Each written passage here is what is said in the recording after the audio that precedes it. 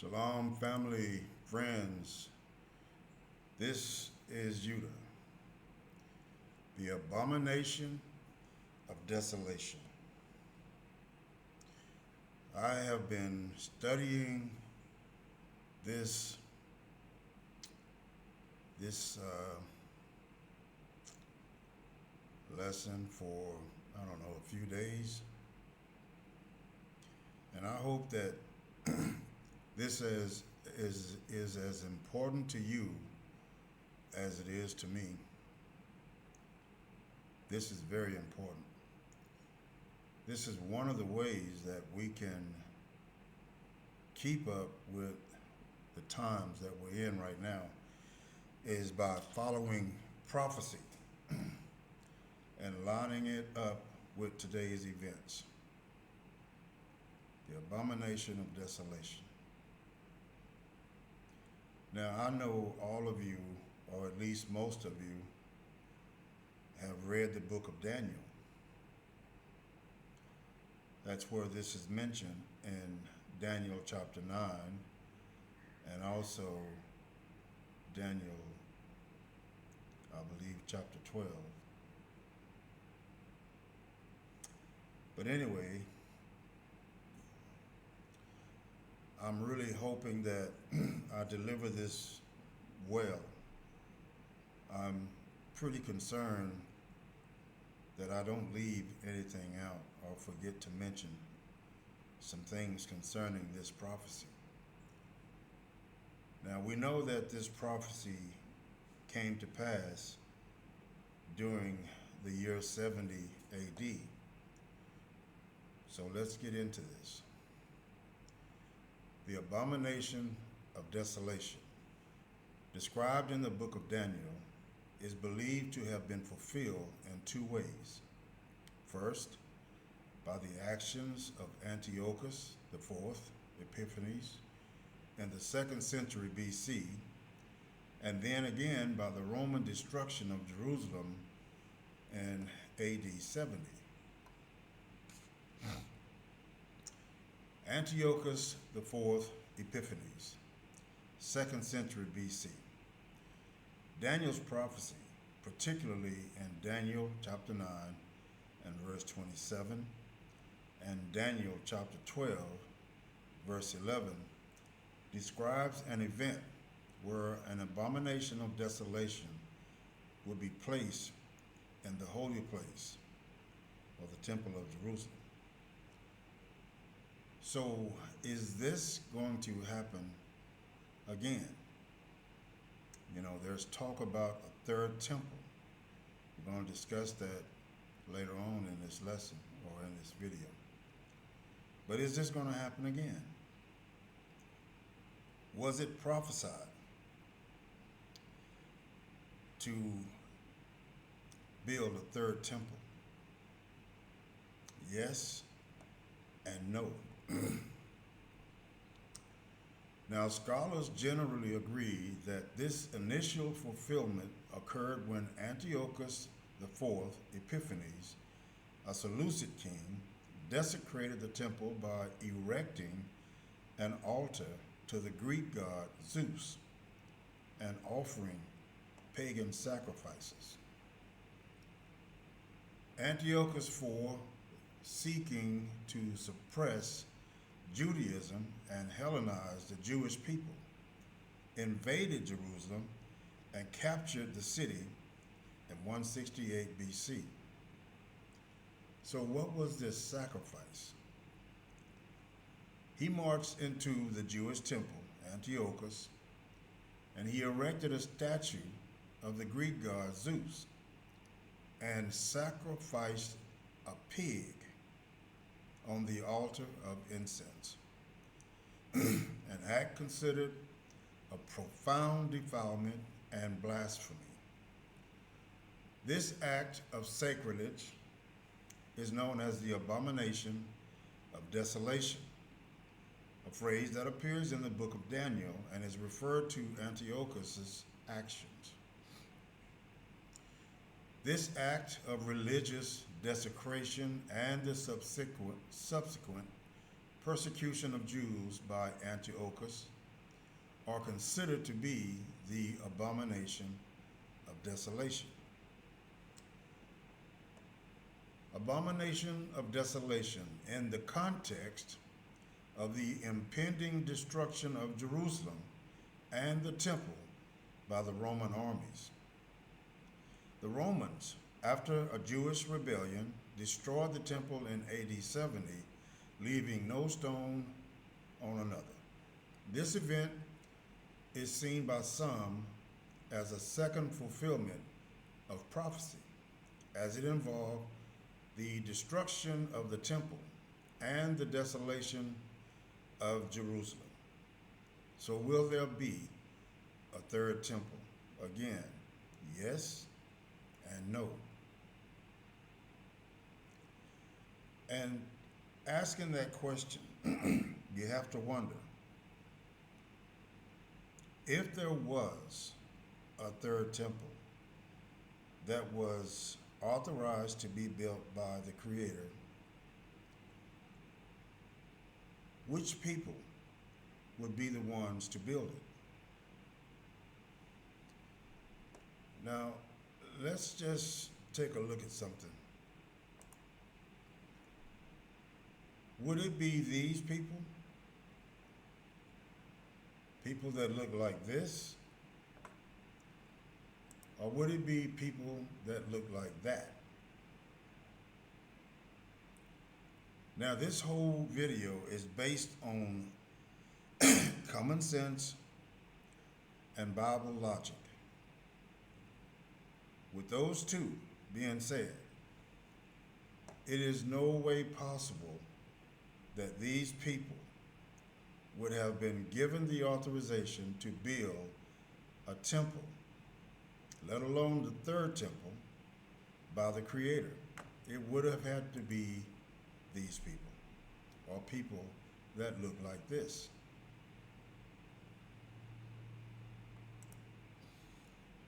So yeah, there will be another temple built,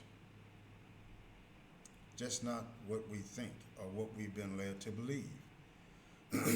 Interpretations of the prophecy suggest that there will be a future abomination of desolation before the very end of time, involving the setting up of an image or idol and a temple being built that the Creator did not authorize.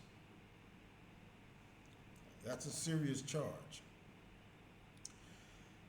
While the concept of a third temple is a significant topic in Jewish and some Christian eschatological beliefs,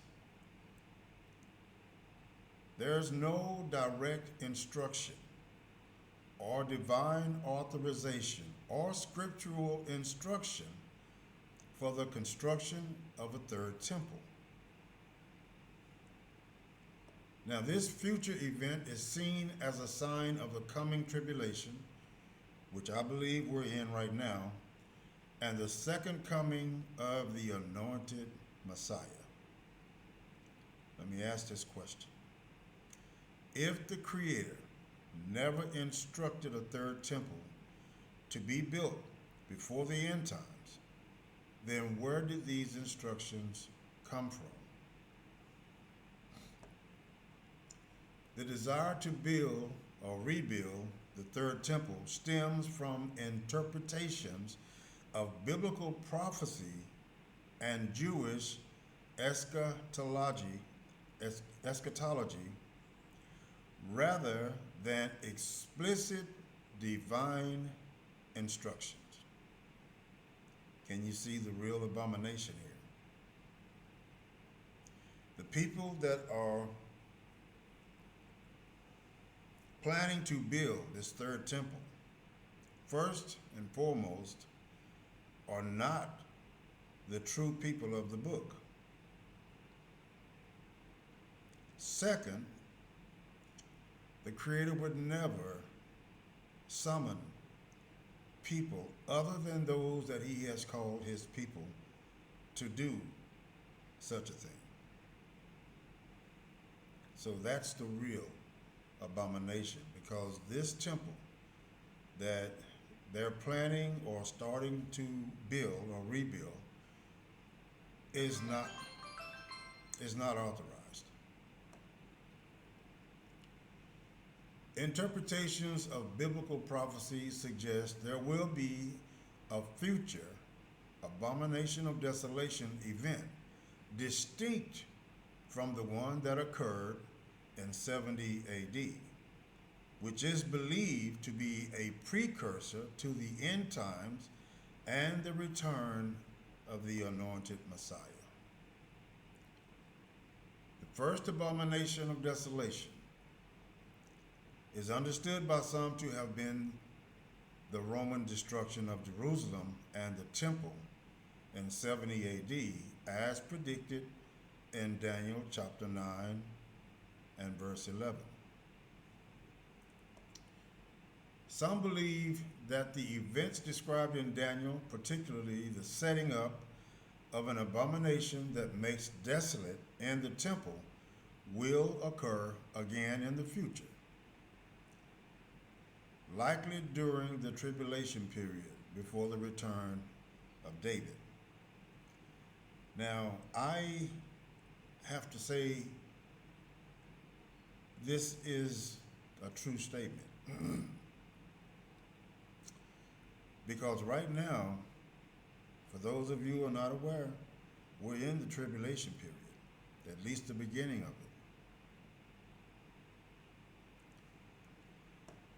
it. Daniel chapter 9 verse 27, and he shall make a firm covenant with many for 1 week, and in the midst of the week he shall cause the sacrifice and the oblation to cease, and in the temple shall be an abomination and the desolation that makes desolate until the end of the war, and the desolations are determined. Daniel chapter 11 and verse 31 says, and forces from him shall stand to profane the temple and fortress, and shall take away the daily sacrifice, and they shall set up the abomination that makes desolate. Like I said, if you're not understanding the book of Daniel, chapter 9, you will probably think, and you would be right, that this has already happened and passed. A lot of times when we read, we miss certain details that project sometimes future reference, such as Daniel chapter 9. It does suggest that there will be a temple rebuilt, but not in this time that we're in today. There's a series of events that has to come to pass before that temple spoken of in Ezekiel chapter 40 and 48 will happen. Now, the interpretations of many will vary. Not all interpretations of these verses agree on the timing or nature of the future abomination of desolation. Some believe it refers to a literal event, while others interpret it more symbolically. I believe it's symbolic in nature. It's an insult and a disgrace to the Creator for those who claim to be the true people of the Creator to build this temple according to their own ungodly beliefs. This in itself is a direct insult to the Creator. If there is a temple to be built, it should be built by the chosen people of the Creator and not by heathens. Now let me show you something else.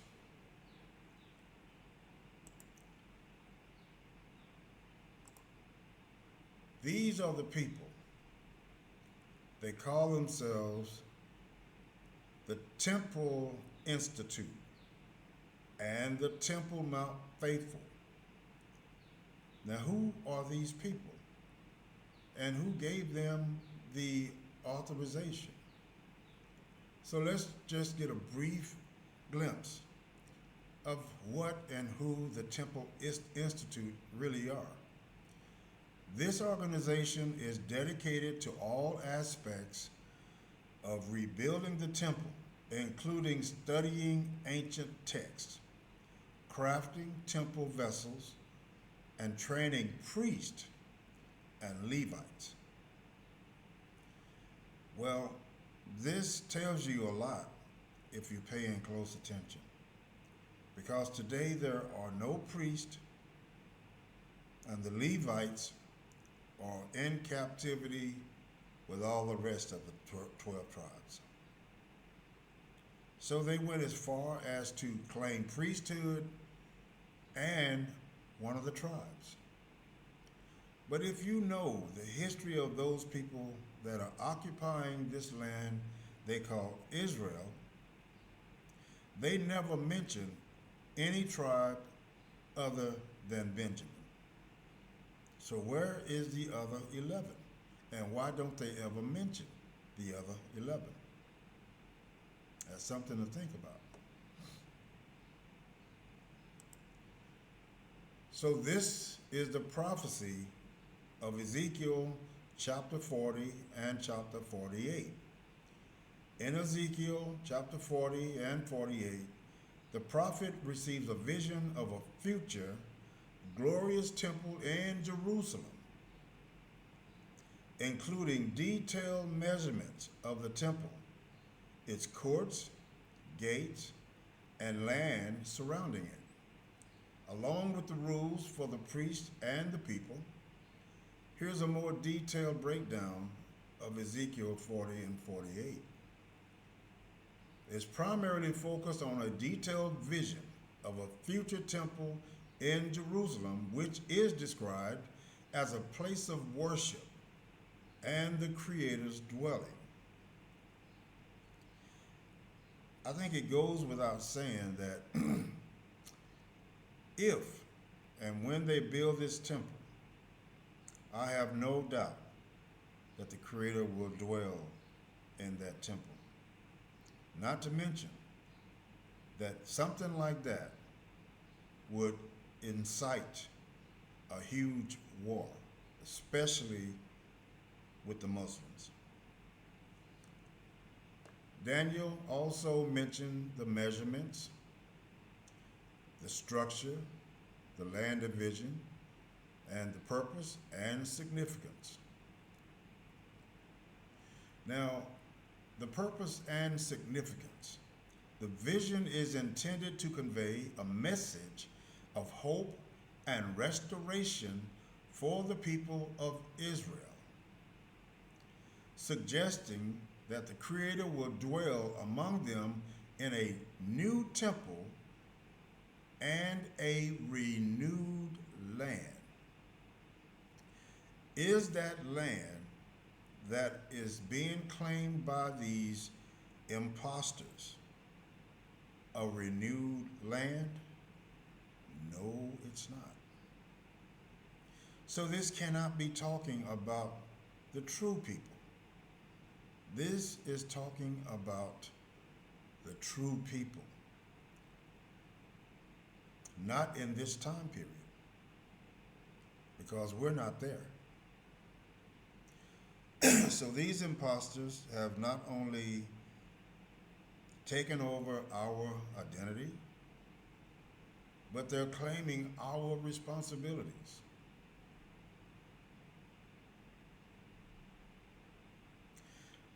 Now, the symbolic interpretation, they interpret the vision as a symbolic representation of the Creator's presence and dwelling among his people, rather than a literal future building.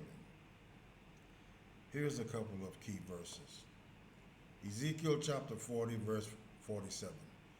Then he measured the court 100 cubits long and 100 cubits wide, four square. The altar was in front of the temple. Ezekiel 40 and 48.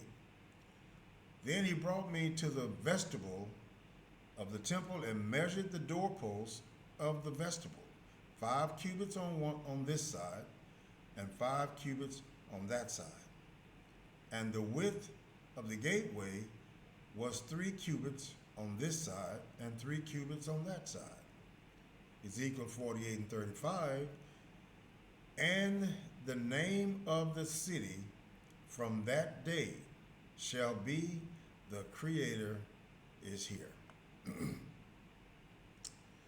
Now, the fact that these impostors are taking it upon themselves to build a temple that they claim is dedicated to the Creator, or should I say more like dedicated to their God. Our Creator is never pleased with anyone acting on his own behalf without his approval. So here is an example of what I mean. Look at Leviticus chapter 10, verses 1 to 6. Remember Aaron's sons, Nadab and Abihu?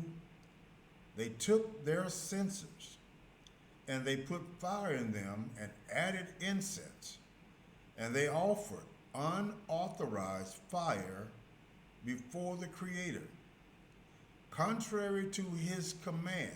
In other words, the Creator didn't ask or command them to do that. So here's what happened. Fire came out from the presence of the Creator and consumed them. They were killed on the spot, and they died before the Creator. Moses then said to Aaron, "This is what the Creator spoke of when he said, among those who approach me, I will be proved holy. In the sight of all the people, I will be honored." Aaron remained silent. To show just how serious this act was, look at verse 4, 5, and 6. Moses summoned Mishael and Elzaphan, sons of Aaron's uncle, Uzziel, and said to them, "Come here, carry your cousins outside the camp, away from the front of the sanctuary." So they came and carried them still in their tunics. Their clothes didn't even get burned up, just their bodies. Still in their tunics outside the camp, as Moses ordered. Then Moses said to Aaron and his sons, Eleazar and Ithamar, "Do not let your hair become unkempt, and do not tear your clothes, or you will die, and the Creator will be angry with the whole community. But your relatives, all the Israelites, may mourn for those the Creator has destroyed by fire. Do not leave the entrance of the tent of meeting, or you will die, because the Creator's anointing oil is on you." So they did as Moses said. So we are witnessing false prophets today. Deuteronomy chapter 18 and verse 20. "But a prophet who presumes to speak in my name anything I have not commanded, or a prophet who speaks in the name of other gods, is to be put to death." Those people in this land called Israel, is this not exactly what they're doing right now? Not only are they building a temple that they don't have the authorization to build, but they're claiming the rights to worship their God on this false temple.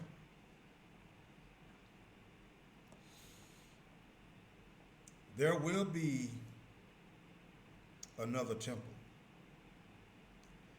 but it will not be before the very end of times.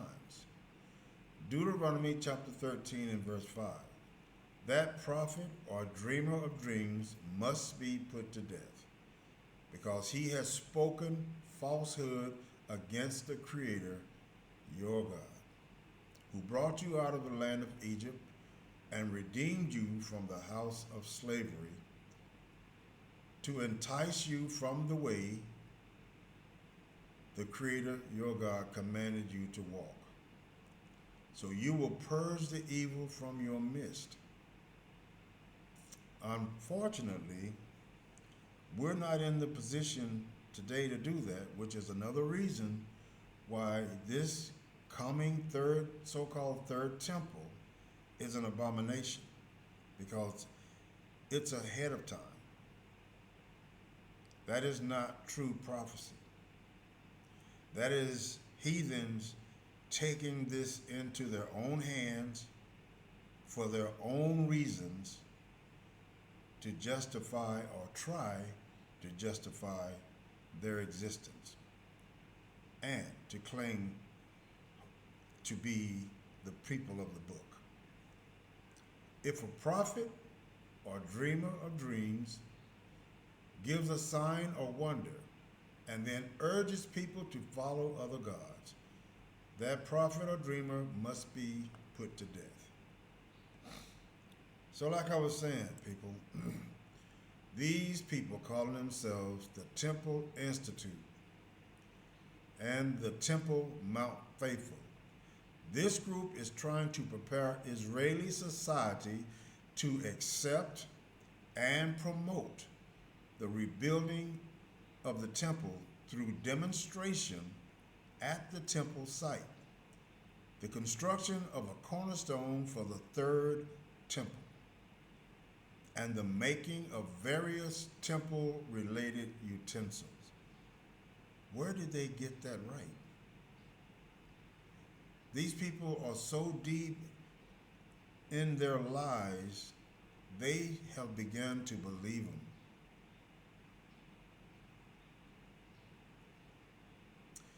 So what is the religious significance?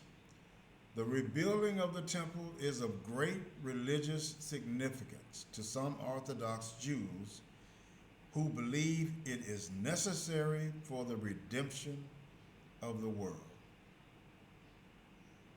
They actually think that they can bring the redemption for the world. You know, people can get so caught up in their own devices and lies that they will actually believe them. They don't have the authorization. We saw that in Ezekiel chapter 40 and chapter 48. I think there was something else I wanted to show y'all.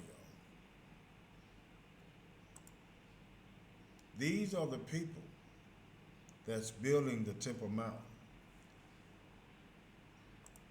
That's these people. Right here should show and tell anybody with just a little bit of common sense, these people are the people that have stolen the identity of the true people. What would make anybody think that they would be given the authority to build a temple for our Creator? Again, it won't be that people. It will be people that look like this.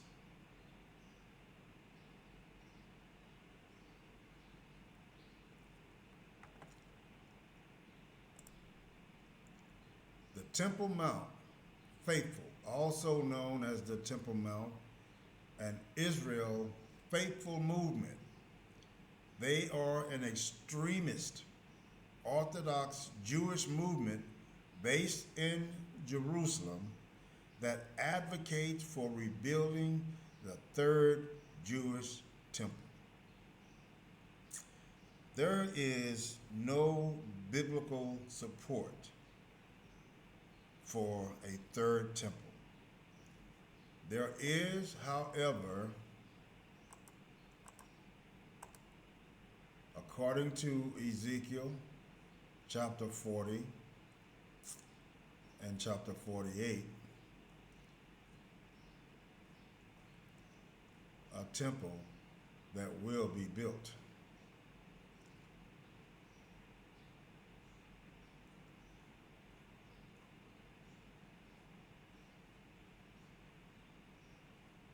Where is that? Ezekiel chapter 40 and chapter 48. Right here. In Ezekiel chapter 40 and chapter 48, the Creator revealed to Ezekiel not the third temple, but a new temple. It's not connected to the last two or the one that these heathens are attempting to build today. There's no connection. This is how we get deceived. First of all, we have to realize that when we read prophecy concerning Israel today, it sounds like he's talking to us, about us. I don't think that's the case. I think that when he says that Jerusalem will be completely destroyed, he's talking about them. How can he be talking about us? We're not even there. We're scattered all over the world. We haven't been gathered back yet. We haven't been delivered yet. But when you read the scriptures, it certainly sounds like some kind of way he's threatening to destroy us in that land. And that's not possible, again, because we're not in that land. So like I said, I really hope that this is as important to you as it is for me, because I can see things that I'm not able to put in words right now, and I really wished I could. I see so much more, and I guess the Creator hasn't given me permission to speak. I'm certainly waiting on it. But we know that these are the days of tribulation. If you are paying attention to current world events, the dates, we've been given dates like April the 2nd, April the 5th, and April the 20th. Now, I can't say whether or not these dates are significant, but I do think they mean something. But they are showing us, beyond any doubt, that they are close or closer than ever to building this so-called third temple.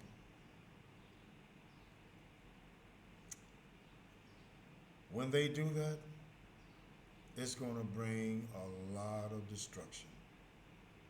Look at the wars already. There's a war, there's a threat of war with Iran, Israel, and the USA.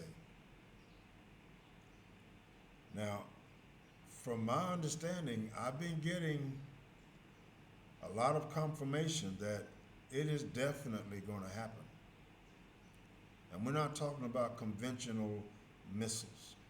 We're talking about nukes.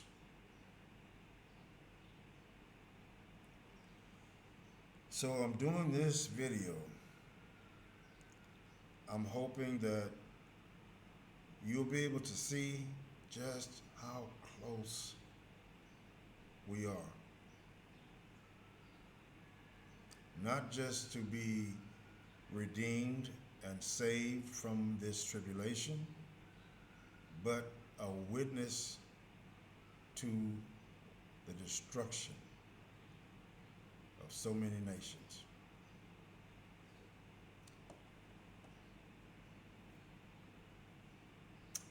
So that's what I have today, and I'm hoping again that you can make sense of this. Shalom.